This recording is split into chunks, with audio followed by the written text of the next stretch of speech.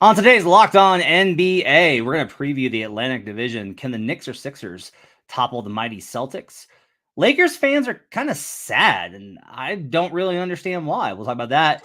Plus, speaking of Boston, there's some drama with the ownership as the teams for sale. We'll talk about that and a lot more here on Locked On NBA.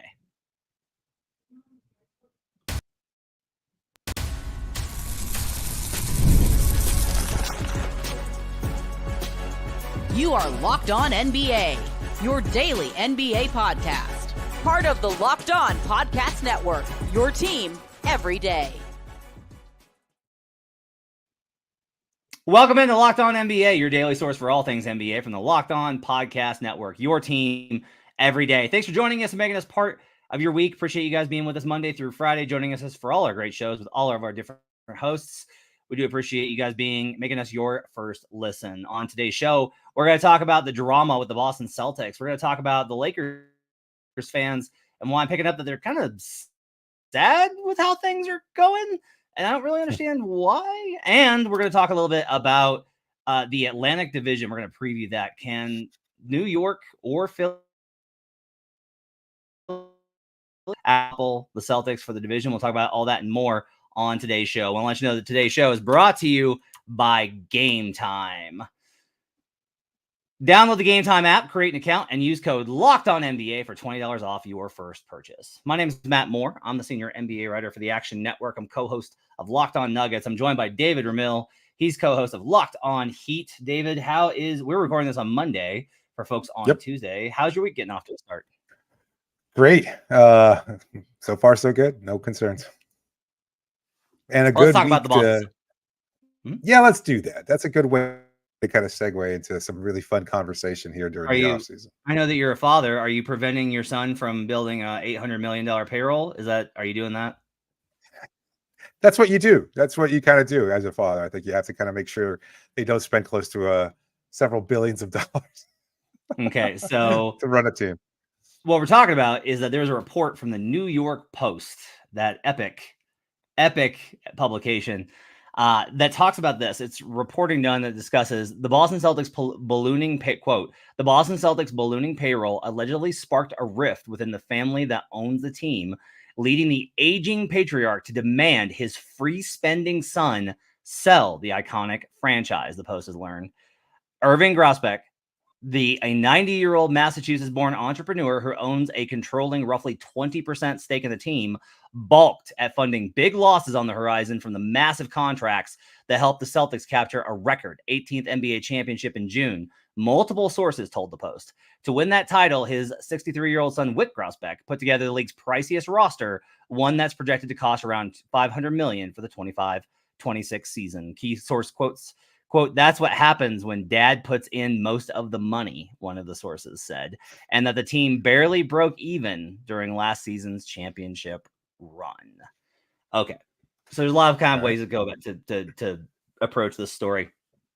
It was surprising and sudden when the Celtics announced that they were going to be up for sale. So this absolutely, in my opinion, kind of like, oh, that explains a gap. Like, why did this suddenly come about? That explains a lot of it. Wick only having a 3% stake but acting as governor is pretty typical for how these things work in that world. And we are, I think, seeing my take, David, is I don't just look at this in a vacuum. So I look at this, I look at the sales of other teams, I look at Mark Cuban getting out, right? And I look at, in conjunction with Steve Ballmer electing not to pay Paul George under the second apron and curtailing expenses to a certain degree. To me, this is indicative of ownership. And we've talked a lot about the CBA on our show and about kind of like the restrictions that are being put in place. To me, this is like part of a formula where evaluations on the teams ballooned and ballooned and ballooned. They just got the media deal, so they're going to balloon a little bit more. But there does start to feel like there's a point where the salary structure is so high and no one wants to be left holding the bag if things go a different way. And what the Celtics are basically saying is, even with the revenue, the salaries are so high, that building a championship roster, you break even. I'll come back to that. What's kind of your reaction to the story and what I kind of outlined there? I think along the same lines. It's kind of hard to hear this because it feels like a very quick synopsis of the situation, but in between the lines, there's a lot to kind of break down, and as you said, there could be some long-term and also some significant ramifications for how other teams continue to operate. And you're right, we're seeing a number of owners kind of looking to get out while they still can, and that it's going to have an impact on the bottom line, which is basically how they view these teams. I mean, we're seeing this. Like, I mean, a multi-billionaire looks at this team and says, despite the success, I don't want to pick up that tab, so we're going to sell out now, but we still can. I don't know. It's kind of hard to parse through and see if there's nothing concrete yet. And so to me, when I look at what this report, it doesn't seem like, again, I don't know if the writing is on the wall already, or if it's time for us to kind of already start expecting these kind of massive changes to take place for not just the Celtics, but for other teams down the road. Because it feels like that's probably inevitable, that you're going to see this current crop of governors and owners eventually try to sell the team as soon as that price tag hits a point of no return for them. I kind of mentioned this, that the part where there's talking about like they barely broke even last year in a championship year for, a team in a large market, one of the most popular teams in the league. Right. This is something that the league, the owners, I'll clarify that the owners pushed really hard back in 2011 in the lockout, was we're taking losses. Like, you wouldn't believe how many of us are in the red. And it's all about the bookkeeping. Like, it's all about what you allow to go on the books versus not. And I'm not saying that these teams are making. No, here's very clearly what it is. And this is a broader problem with many things, but I'll try and keep it sports centric. It's not about, are you making money? It's about, are you making enough money? That's the rub, is there's an expected profit margin. And ultimately, I will say, if we're going to look at this from a sports perspective, if you're like, I don't really care about the economics, one, I would be like, this to me increase, like stuff like this, just in the broader context of all the other ownership stuff, makes me slightly more concerned that we're going to have a lockout at the end of this current CBA. And then two, the other thing is just like, look, ownership changes are always risky. You can get a new owner that breathes life into the franchise and hires the right people and approaches it the right way, or you cannot, and you can wind up with, a real problem. And like, the Celtics have had bad owners. Like, that's happened in their illustrious history. They've had long stretches where they've been in the desert. Like, I would imagine that you, as somebody who covers the Heat and are there day to day, like, I like when Arison sells, like, I will be concerned about who comes next. Like, I will be concerned about when that franchise changes hands. Is that something that you kind of think is probably worth considering here, especially if you're a Celtics fan? Yeah. I mean, Heat fans kind of joke about it every time there's a report about Carnival Cruise Line having any kind of major incident, or like, let's say there's an outbreak of something, especially during the pandemic and things of that sort. It's just the Heat fans kind of tend to use that as social media ammunition and say, oh, here we go, another free agent lost and things of that sort. And I think that's just a reality too. I think you're going to start to see teams start to be a lot more cautious about this approach, if they're not already. I mean, I think that's probably been pretty historic. They've got to be able to want to sink enough money where they can yield some sort of return, not just a profit, but also a title contending team. This is an aberration, in that this is a team that won a title, was poised to be in contention for another couple of seasons, and they're like, no, we're not happy with this. The price tag is too high for this, despite whatever success we might be able to achieve on the court. So to me, I think that is a little bit more alarming. This is the canary in the financial coal mine here, where we're starting to see what's going to happen down the road. And I think somebody's going to have to make some adjustments, but I don't know where that comes from. Like, I mean, this is the CBA as it is. The CBA, as we've talked before, has helped ownership groups since it was enacted. It's hurt the middle class of NBA players. And at the same time, now NBA owners are still like, well, it's still not good enough. So where is the comfortable medium down the road where they can get to the point where they feel like they're making enough profit and won't be just trying to sell the team as soon as it becomes uncomfortable for them? Yeah, that's the other thing with this, where I'm like this new CBA. I mean, these luxury taxes are just too much. It's just too expensive. I'm like, who designed the system? Like, it's we can't. I'm sorry, we can't spend to keep this team together. Puts us in the second apron, reduces it too much. I'm sorry, that's just the CBA. You built it. It's Hot Dog Guy. We're all trying to figure out who did this. Anyway, up next, the Lakers are trying to figure out who did this. Lakers fans are trying to figure out who did this or who didn't do this. The Lakers fans are uncomfortable going into the season.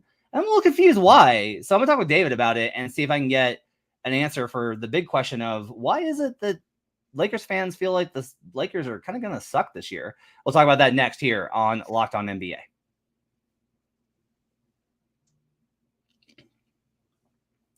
Today's show is brought to you by Game Time. They got a new feature called Game Time Picks that makes getting tickets on your favorite live events even easier. It filters out all the fluff to show you only incredible deals on great seats so you don't have to waste time searching through thousands of tickets. True story. My wife went to a baseball game for her birthday this weekend with her brother, and that's how she found it. She was just looking through Game Time and the Game Time Picks, and there were great seats available for a Major League Baseball game. And she headed on out. It was absolutely phenomenal. We use it for all of our tickets here in town for all the events that we go to. She goes to hockey games as well. Game Time's curation makes it easier to save more on sports, comedy, theater, and more. You can get a panoramic view from your seat in the app before you buy. I love the all-in feature. You toggle that thing on, and you're not going to get caught off guard by any of the extra fees. Take the guesswork out of buying tickets with Game Time. Download the Game Time app, create an account, and use code LOCKEDONNBA for $20 off your first purchase. Terms apply. Again, create an account and redeem code LOCKEDONNBA for $20 off. Download Game Time today. What time is it? Game time. We'll be right back on Locked On NBA.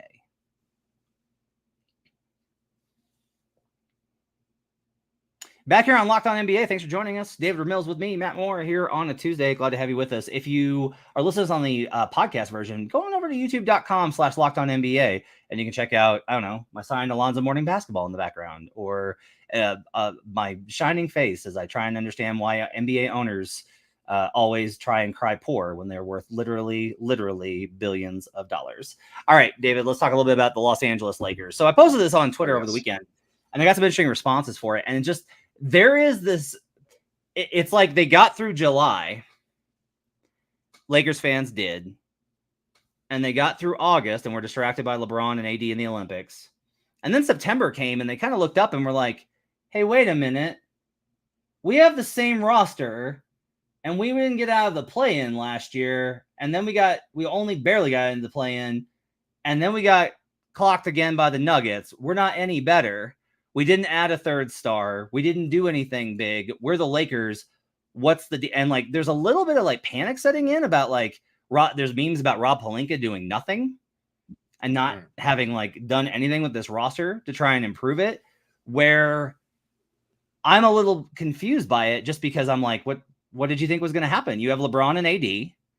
And when those guys have been together over the past, since the 2020 title, when those guys have played together, they've won at a 50-win clip.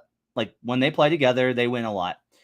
They had a lot of injuries last year, and the team consistently talked about that. Now, LeBron and AD were healthy, and I think it's reasonable for everyone to be like, yeah, but that's not going to happen again. I think everyone's like, yeah, you're probably not going to happen again. Not for sure, but probably not going to happen that you're going to get as many LeBron and AD games. But even if you get fewer, as long as they're not at the same time, you're probably okay. The team, I noticed this in particular with Rui Hachimura, LeBron, and AD, their record is like a 55-win pace. It's really good. It just took a long time for Rui to get healthy and then move into the starting lineup. Everyone thought that Darvin Ham was the problem last year. In theory, I don't know if JJ is going to be any good. I hope he is. I want the best for JJ Redick. But in theory, and with how they talked about Darvin Ham, it's got to be, because anything is an upgrade over how terrible everyone talked about Darvin Ham being. So you got the upgrade there. I'm just confused why there's so much skepticism in terms of the Lakers being bad. And that might just be like the Lakers fans expect championship. And like, yeah, you're probably not going to win the championship. That's probably true. But they have a few avenues for midseason trades to pull off a typical Lakers. Somebody wants out and they only want to go to LA. Like that's always on the horizon. So, David, I'll ask you, why are Lakers fans so sad right now? It's the expectations that they should be able to, just kind of throw a dart and land a big name free agent. I think there's Lakers exceptionalism, as you will. And I think that was the idea. It's like, okay, step one, replace Darvin Ham, taken care of. And then from that point forward, you can kind of start building, and you've got contracts, that didn't pan out. Gabe Vincent, for one, others on that roster, viewed as perhaps somewhat limited and wanting to maximize a short window, or what I perceive to be a short window, with LeBron and AD. And so I thought, I think reading here between the lines, I think they probably expected it to be a much more active offseason. So I don't know why they're upset, other than if they failed to meet their lofty expectations. Because to me, I still think it's a good team. I don't know that they're title contenders, but I don't know that they're going to be a play-in tournament team either. I think they have the capacity to be somewhere in between, and maybe go on another, if not deep run, but an extended one, maybe get past the initial round or something like that, as long as they get a favorable matchup. And you still have LeBron James on there. So, I mean, it's all about tempering expectations to a certain degree. Yeah, and that's difficult, and look, they're the Lakers and they have higher expectations. They believe in Lakers exceptionalism because that's fun. I always think about this. I was thinking about this today, actually, because I'm a Chiefs fan, and the Chiefs pulled another one out of their rear yesterday. And there is this kind of idea of like the Chiefs just kind of always do this, right? They just always kind of pull this out. And I was just thinking about how the fans are going to suffer so much because so many of them are younger than me. And so they don't remember how terrible the team was for 30 years. And so like after this, there's going to be the same thing that drives me nuts about so many franchises, which is like, I'm going to have to deal with other Chiefs fans being like, we need to get back to our tradition of winning. And I'm going to be like, excuse me? Because like I sat through Steve DeBerg and Brody Croyle, sir, and there is no tradition of winning. It's just like you have good quarterbacks and bad quarterbacks. You have good coaches and bad coaches. And the same's true in the NBA, where, there are stretches, and like the Lakers have managed to dominate. I do think that one thing that probably did happen was, there was a lot of talk about, hey, we're going to have 3 first-round picks. They didn't do the move at the deadline, and they didn't pull the trigger on the DeJounte Murray deal. And most fans didn't want them to trade Austin Reeves in the deal for DeJounte Murray, and that was never going to happen without Reeves being included. Like, you do have to let go of the idea of D'Angelo Russell and bad draft picks being enough to get you a star. Like, D'Lo is down there for value. That's the nature of fandom, though, right? I mean, overvaluing their players and undervaluing everybody else's. It's like, no, I'm sure we could probably get X superstar for this really unappetizing trade package. To me, I think genuinely the plan was Donovan Mitchell.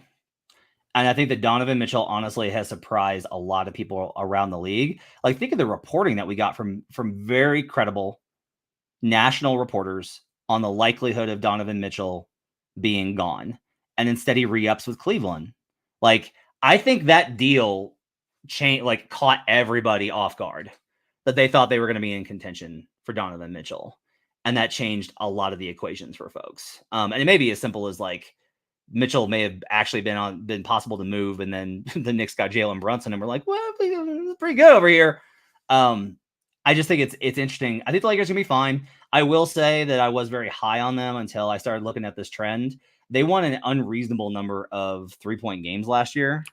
And this is actually turns out to be a pretty powerful trend when you look at, do you overperform your win total the next season? Lakers are at like 46 for the upcoming season. The Lakers last season went 11-4 in 3-point games.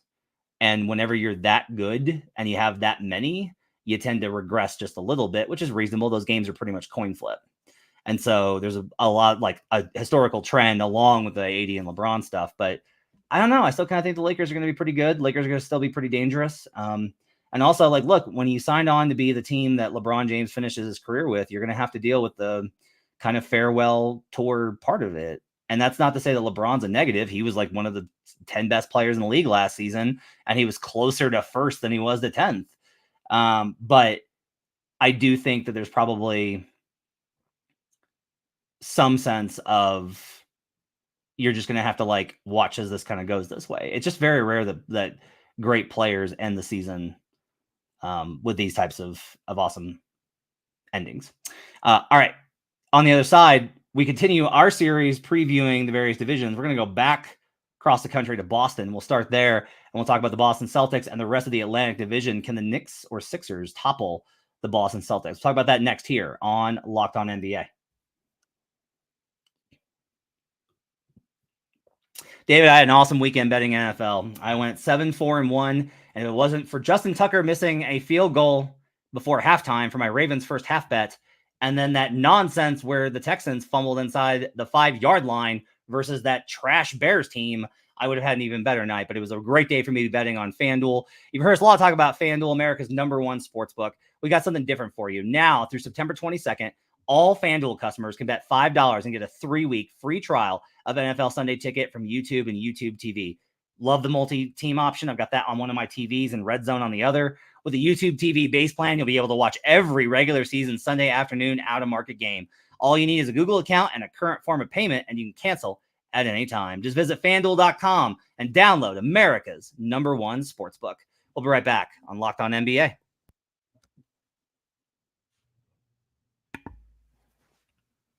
Thanks for joining us on Locked On NBA. Appreciate you guys being with us on our final segment here today on a Tuesday. David Ramil alongside me, Matt Moore. Let's talk about the Atlantic Division. We continue our division previews, and we'll start, David, with a pretty simple question. Who's going to win the division?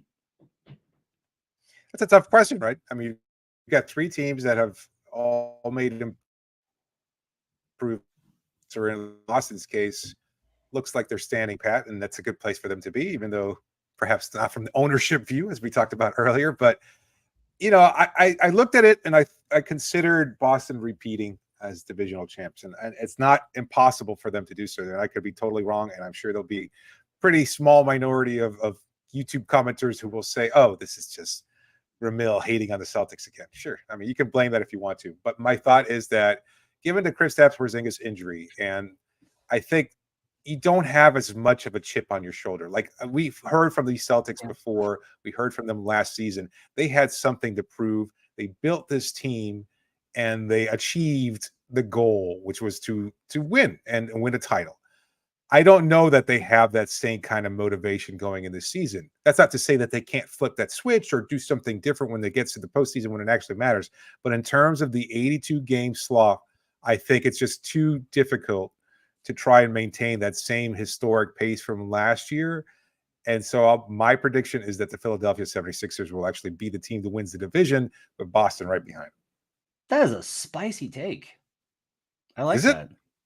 I think Okay. so, just because you're banking on, as much as I think it's unfortunate, like, Joel being healthy, and Joel just hasn't been able to get there, But look, when Embiid was healthy last season with the core structure that they had, and I did lose Nick Batum, who they really are going to miss, but Paul George is a pretty good addition.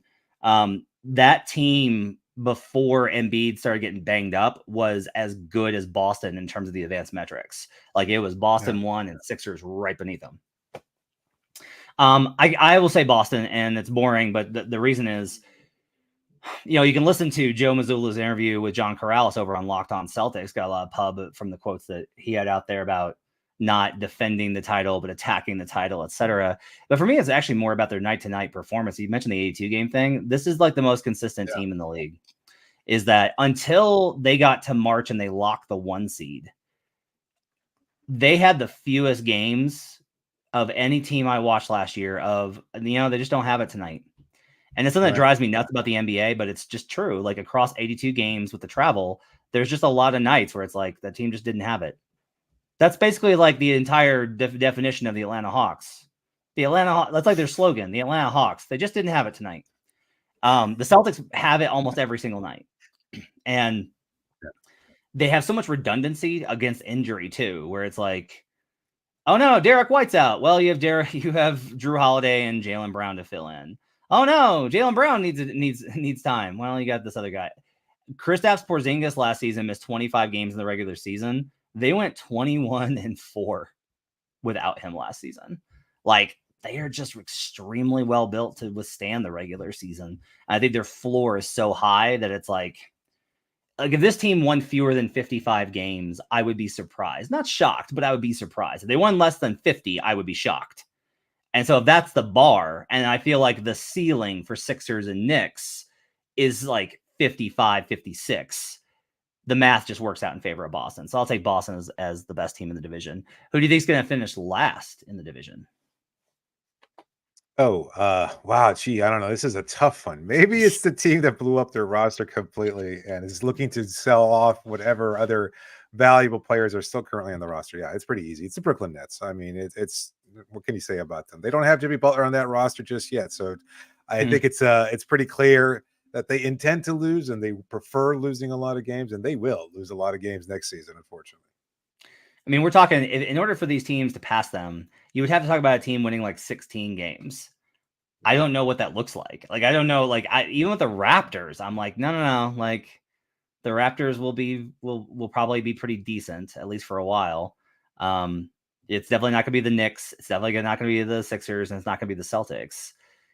So it's just like there's no real scenario where it can be anybody else. Now, like, I will say, when you look at how much they reset the draft pick timeline, you feel pretty like, sure. I don't know. I'm a little bit like, the Nets might, and I also could definitely see them being at least early. I could see us being like, wait, the Nets are the Nets Funky. are like, yeah, like the Nets are 10-9, like they're okay, or 10-7, like they're okay, which would be really bad for they would have That's to fool's gold. Yeah, it would be for sure, and they would have to like address it. They'd have to be like, oh man, Nick Claxton, I'm really sorry about your wrist injury. And he's like, I don't have a wrist injury. Yeah, I know, it's tough, man. It just happens to the best of us. Like if Cam Thomas goes out there and is the leading scorer in the first 2 weeks, it's going to be like, report Nets offering first round pick alongside, second round pick alongside Cam Thomas in trade. So yeah, I think they're that. All right. Frisky is tough in this division. That's what we usually do. We usually do the frisky one. I'll go first on this one. Like, you can't say the Knicks are frisky. They made it to the second round, and they traded for Mikal Bridges, and they built their team to beat Boston. You can't say the Sixers are frisky. They've been in the playoffs the last 6 seasons. Like, there's no other option here. It's got to be the Toronto Raptors. And I will say, like, I think there's a lot to like about the Raptors if certain things go well. I've kind of posed this question on Twitter the other day talking about Scotty Barnes versus Paolo Banchero, and predictably the responses were very polarized, with everyone being like, oh, it's very clear. And I'm like, well, the fact that I have everyone saying it's very clear, but on opposite sides probably indicates it's not clear. Barnes, to me, really impressed me last year. Like, he is legitimately pretty awesome. And the defense fell off a cliff last year for Toronto, which makes me worried about the coaching side of things. I am worried about that, because I have not been impressed with the team from a defensive coaching standpoint. I don't think they should be as bad as they were last year. But I do think that there's my question with Toronto is really like, if they get to January 1st and it's like, what's your upside? You might get the 9th. Like, you could sneak into the playoffs in the 9th seed. Does that convince them to go for it, or do they do an about face and move for flag? So like, that's going to determine how frisky they are, is basically whether it's worth it to them to attack, because I don't see them being north of 42 wins. I think they could be 500 very easily, but I don't see them north of 42 wins. And so for me, I will say that I think the Raptors could be frisky, could hang, could be a pain, but it's going to take a lot of things falling into place for them. Where do you think they'd prefer being, like, from the ownership management perspective? Would they prefer to be a team that's in the playoffs, cemented in there early on, or even just a play-in team? Or would they rather just tank next season, or, come as close as possible with a fairly talented roster, and then see if they can maneuver a higher draft positioning for next year? I don't think that they're going in the next. That's actually an interesting question, because if you look at the roster, it's not like they built this roster to win. So they left themselves out. I think it's more built on the idea of, like, if they were a surprise team, they would not be like, we need to lose. Like, there are teams that would be like, like we just talked about the Nets. Like, if the Nets were like, hey, the Nets could finish 500, that's a disaster for Brooklyn. Like, that's a catastrophe for Brooklyn from a team building standpoint. Right. Portland, same way. Portland doesn't want to be good. I think Toronto is more like, we'd love to be good, But if we're not, then Right. we're able to move in the direction that we need to in order to get the talent that we require to be good. And so I think they're very much like wait and see. That's at least what the offseason moves kind of program to me is, look, they have veterans on the squad. They've got guys like Jakob Poeltl and Kelly Olynyk. RJ Barrett is a most improved player candidate. I know that sounds crazy. You go look at his splits from when he got to Brooklyn or when he got to Toronto. He was really good. Manuel quickly probably bounces back a little bit if he can get healthy. So like they've got some talent, but then you look at the bench and it's all young guys, and it's like, boy, Grady Dick better make a jump. They also have no one that can shoot. They have zero humans that can shoot right now. If that changes, then that's going to help them. But to me, they feel like a read and react kind of team. Yeah, that's fair. Yeah, I like them as a frisky pick. I think you're right. I mean, it has to kind of be them. They're the ones that are the hardest to determine in terms of what they might be able to accomplish next year. It's tough to figure out. I like the roster. I don't mind it. And from everything we've heard too, it seems like Dick is going to be taking that leap, or at least it seems like is poised to be taking a significant step forward in terms of his NBA career. I'm not sure, but he seems like he's progressing and trending in the right direction. If that's the case, that adds some much needed depth there. And then, Scotty had that injury too. So it's just, there's a lot that went wrong last year. They had to trade Siakam. They're in a better place, I think, now, and at least clear on what this roster is. And while they could still make some additional moves, I think this will probably be pretty consistently the team that we see throughout the year. And that being the case, I like their chances. So I'm much more, I think, higher on them than most people. And I still think they could probably challenge for 40, 41 wins. I think that's reasonable. That's reasonable. And that being the case, I think they'd still view it as a successful season too. So I have to ask you this before we get out of here. You got the Sixers winning the division, toppling the Boston Celtics. This is because I think the challenger to the throne in that division is really interesting. Not from a regular season perspective, because you just answered it by taking the Sixers, but in a playoff environment, who would you take? The Philadelphia 76ers or the New York Knicks? Probably the Knicks. Okay. Because too much could go wrong. Like, I mean, Embiid is a great player, etc. George, the playoff thing, he has his moments. He's had some bad moments. He's had some great moments.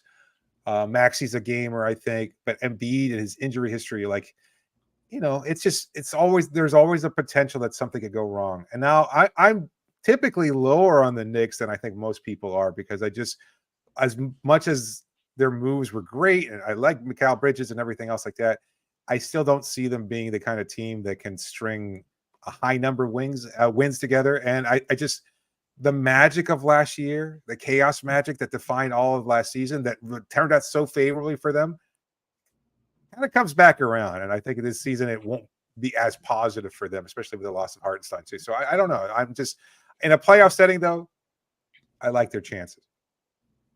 All right, let us know in the comments what you think, if the Knicks or the Celtics, or the Knicks or the Sixers are the bigger threat to the Boston Celtics in the Eastern Conference. Let's go wrap it up for Locked On NBA. Thanks for joining us. You can catch David on Twitter at DRamil13. I'm on HP Basketball. You can find him on Locked On Heat. I'm over at Locked On Nuggets. Tune in tomorrow for John Corrales and Jake Madison, covering all the news in the NBA. We are less than 2 weeks now away from training camp. So get excited, folks. The NBA season is right around the corner. Thanks for joining us. We'll see you guys again next time here on Locked On NBA.